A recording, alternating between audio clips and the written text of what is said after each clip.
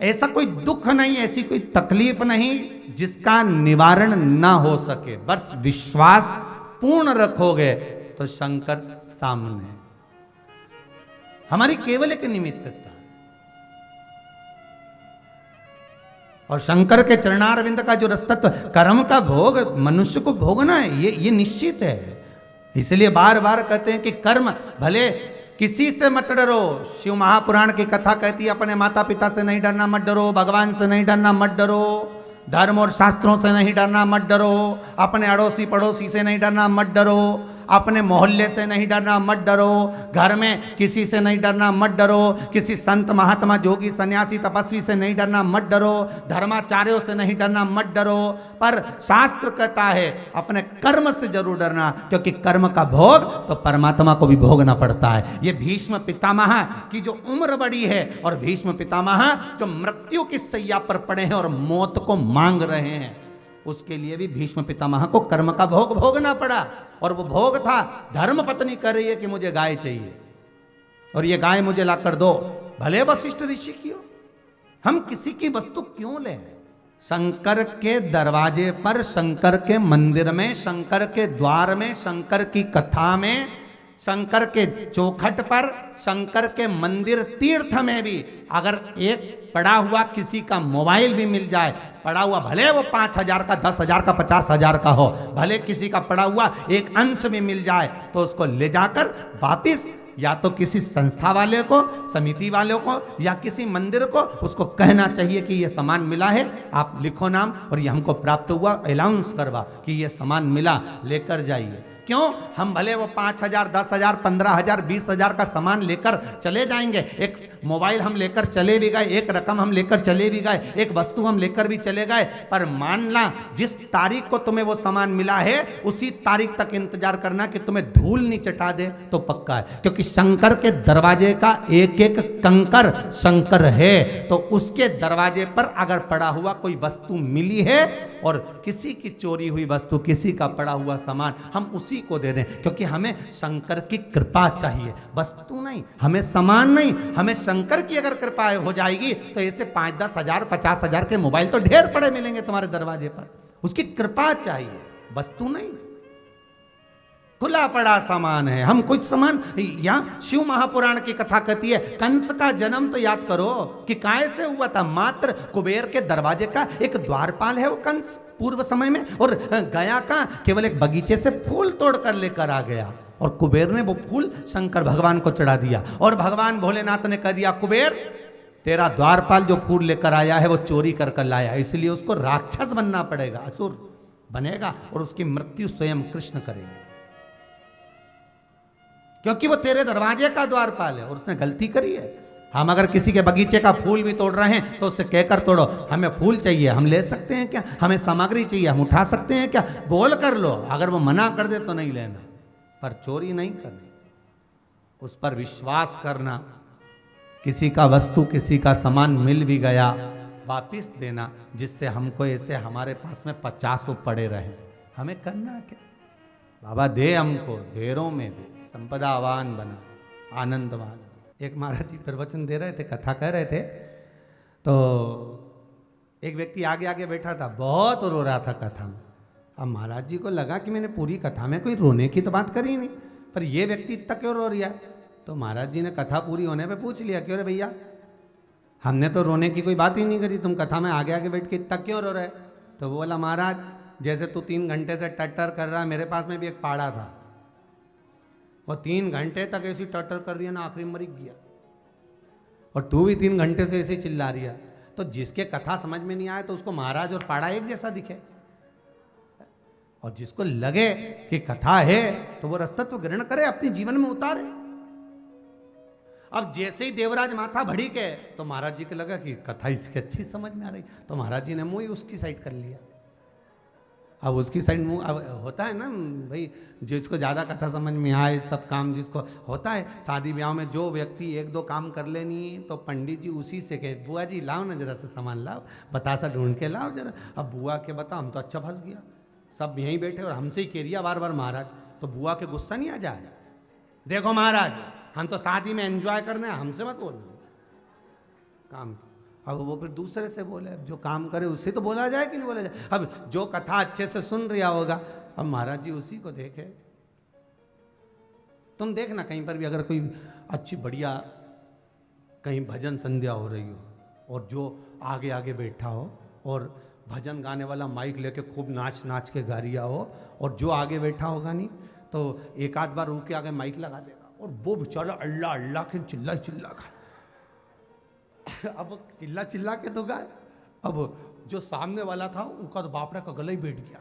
अब ये तो गाने की आदत थी, अब उससे चिल्ला, तो वो सीधे आयोजन वाले के पास गया कि कितने का हिसाब है इसका गाने वाले का, ये बताओ। तो क्या 35,000, 10,000 मेरे को दे देना। तो पूछा क्यों? गला बिठा दिया। जब देखो जब वो तो एक शब्द बोलता, बोलो हरे राम हरे राम। अब फिर माइक सामने रख दे। अब इसका 10,000 मेरे को मिला, इसको 25 दे, 10 मेरे को दे। तो पूछा सर क्यों? तो क्या आगे मैं बैठा था और ये कम गा रिया था और मुझसे ज्यादा गा रिया था, इसलिए 10,000 मेरे पास आना चाहिए। अब उसको जब 25,000 का बिल दिया तो वो कहे 10,000 का है, तो क्या उससे मिलो। तो उसके पास गए, भाई तुमने 10,000 का के लिए, तो क्या तू हर बार माइक मेरे पास ही के लिए, तो क्या तुम ही तो मस्ती में गा रहे थे, तो हम सोचे तुम गाओ, इसलिए वो एक लाइन गाए न, सब लाइन उससे गब्बा है बेचारा। उसके बाद तो वो कभी पत्नी भी अगर भजन में जाए नहीं तो क्या पीछे बैठ, आगे मत बैठना, आगे बैठेगी तो माइक कम उधर दे, पैसे उसको मिलेंगे 10,000। इसलिए अब ये देवराज कथा सुनने में, अर्थात छोरी का सामान लेके बैठा और वो कथा वाचने वाला कथा वाच। अब ये सिर धुने क्योंकि मस्तक दुख रहा था, रोग तपन हो रही थी, ठंड लग रही थी, बुखार पड़ गया। फिर महाराज जी ने कहा हर हर महादेव। अब इसने भी एक बार तो बोली दिया हर हर, और उसकी आवाज दमदार। तो महाराज जी ने उधर ही मुंह कर लिया पोथी पाने का उस साइड। अब इसी को पूरी सुना है। अब ये तो गुस्से में लाल, क्योंकि बाकी की तो सब तो दीवार से टिक के सो रही थी, यही जग दिया था, और इसको जगना भी था क्योंकि चोरी का माल था।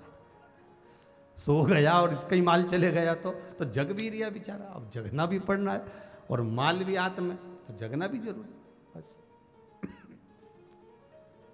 पूरी कथा सुना दी जितनी एक दिन की थी, और सुनी। सुनते से देवराज जैसे ही बाहर निकला, गुस्से में लाल,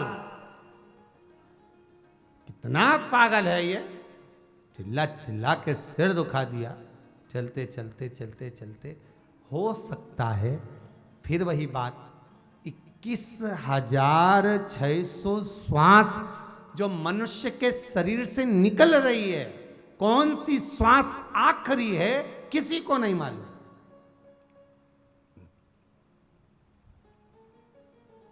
कौन सी श्वास आखिरी है किसको मालूम, छूट गए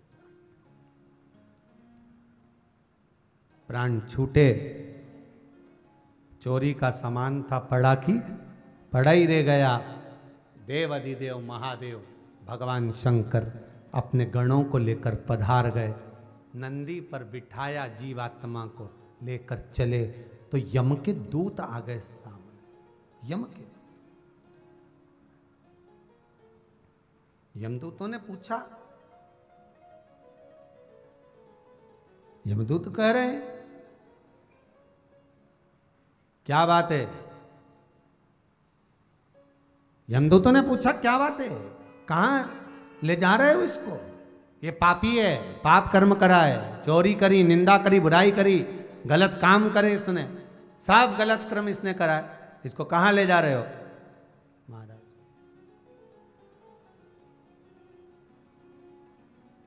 ये पाप कर्म में डूबा हुआ है, इसको ले कहां जा रहे हो?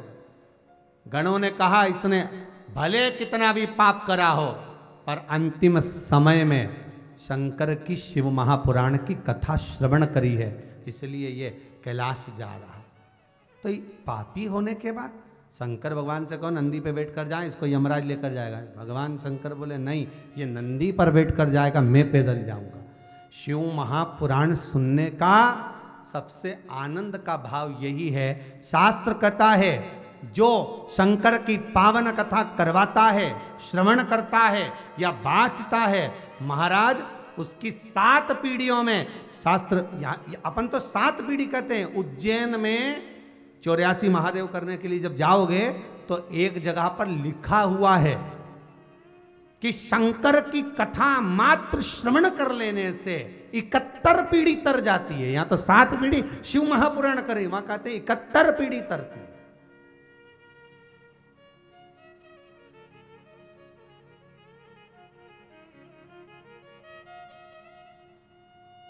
अब बहुत विचार आया कि अपन ने जब 84 महादेव करे तब ध्यान में आया कि ये इसमें 71 पीढ़ी लिख दी है मंदिर के अंदर। आखिर बात किया और पुराण के 7 पीढ़ी तो ढूंढने का मौका नहीं मिला। फिर वहाँ तो कथा थी तो ढूंढ नहीं पाए, फिर योग लगा, तब अंदाजा लगाकर फिर स्कंद पुराण को उठाकर देखा तो उसमें जो भाव व्यक्त किया गया 71 पीढ़ी कैसे जोड़ी गई, तब मालूम पड़ा कि जो व्यक्ति कथा करवाता है, सुनता है, पति पत्नी जो कथा करवा रहे हैं, सुन रहे हैं शंकर और पार्वती बनकर, तो पति के घर के और पत्नी के घर के, महाराज इन दोनों की तो 7 पीढ़ी हो गई।